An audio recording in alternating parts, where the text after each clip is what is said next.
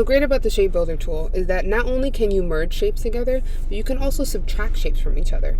The same rules go into place. The only difference between adding or merging shapes together and subtracting is the key you hold down when you need to subtract, your modifier key. When you need to subtract using the shape builder tool, you hold down Alt or Option on your keyboard. That's the only difference. So let's try this out. I need to remove this circle from the square so I could get this nice little curve I see here on the left.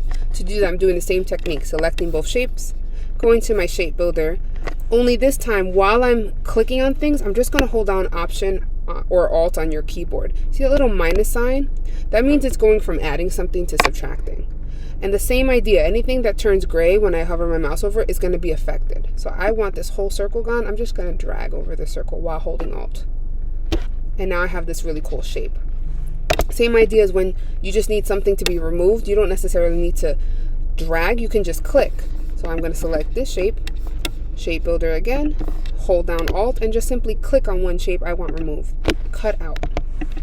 Okay. As you go down, you'll see that you get a few different ways of practicing this.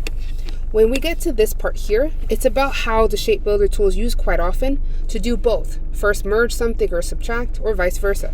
So to make this heart, we're going to select both pieces. And we're going to shape build again, but this time I'm going to hold down Alt to remove these little slivers on the edge I don't need. But then I want this to be combined, so I'm going to release Alt. And I can tell I released Alt because it should go back to a plus sign. Now I can just drag over the pieces I want connected. And this allows you to create really cool shapes without having to do that much work.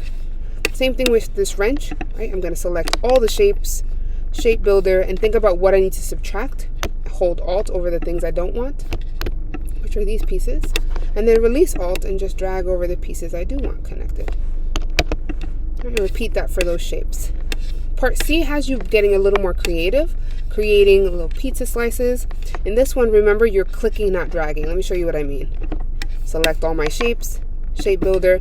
I'm just going to click on each slice here. Doesn't look like anything's happening, but if I click away like before and then click on the shape, it should create these cool little pizza slices.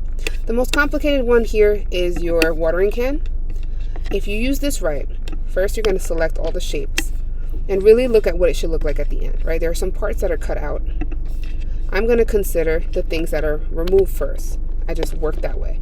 Hold down Alt and erase all the little lines and pieces you don't need, which I'm going to be really precise where I put my mouse because anything that's gray is going to be removed. If I accidentally do this, that means that's going to be removed, which I don't want.